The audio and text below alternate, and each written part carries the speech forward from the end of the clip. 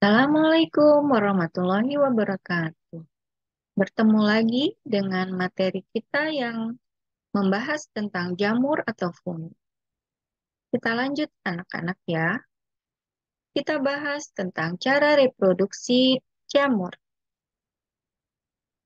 Jamur mempunyai cara reproduksi dengan seksual dan cara yang kedua yaitu cara aseksual. Secara aseksual, jamur menghasilkan spora.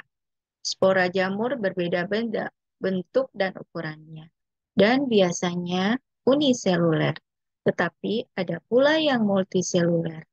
Apabila kondisi habitat sesuai, jamur akan memperbanyak diri dengan memproduksi sejumlah besar spora aseksual. Spora aseksual dapat terbawa air atau angin.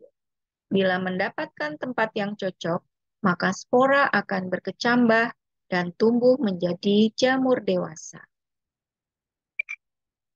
Reproduksi jamur yang kedua adalah reproduksi secara seksual.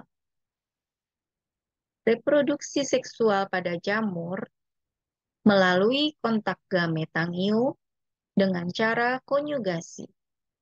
Kontak gametangium mengakibatkan terjadinya singami, yaitu persatuan antara sel dari dua individu. Singami terjadi dalam dua tahap. Tahap pertama adalah plasmogami, peluburan sitoplasma, dan tahap kedua adalah kariogami, peleburan inti. Setelah plasmogami terjadi, inti sel dari masing-masing induk bersatu, tetapi tidak melebur dan membentuk dikarion. Pasangan inti dalam sel dikarion atau miselium akan membelah dalam waktu beberapa bulan hingga beberapa tahun. Akhirnya, inti sel melebur membentuk sel diploid yang segera melakukan pembelahan meiosis. Kita lanjut kepada peranan dari jamur. Peranan jamur dalam kehidupan manusia sangat banyak, baik yang merugikan maupun menguntungkan. Jamur berperan dalam keseimbangan lingkungan, yaitu sebagai dekomposer, bersimbiosis dengan tanaman tertentu dalam suplai unsur hara, mikoriza.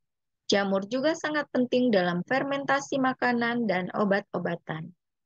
Jamur jenis cendawan ada yang beracun dan ada yang dapat dimakan. Jamur jenis kapang ada yang menghasilkan aflatoksin. Selain itu, jamur juga dapat bersifat parasit pada tumbuhan, hewan, dan manusia. Apa sajakah jamur yang menguntungkan?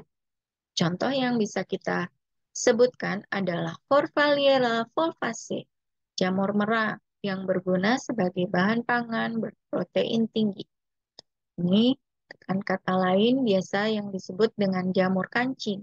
Biasanya kita gunakan dalam sop atau makanan capcay.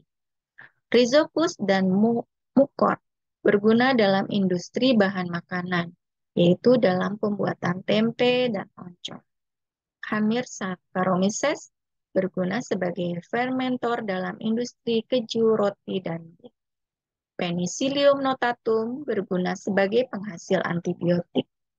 Hygroporus dan Lycoperdon perlatum berguna sebagai dekomposer.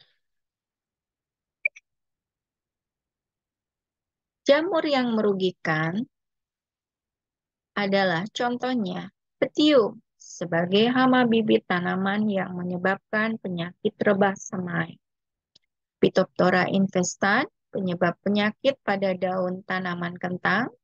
Saprolegnia sebagai parasit pada tubuh organisme air.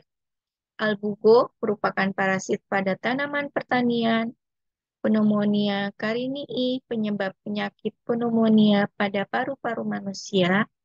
Candida sp penyebab keputihan dan sariawan pada manusia. Demikian penjelasan tentang jamur, yaitu cara reproduksi dan peranannya. Terima kasih. Wassalamualaikum warahmatullahi wabarakatuh. Semoga bermanfaat ya anak-anak.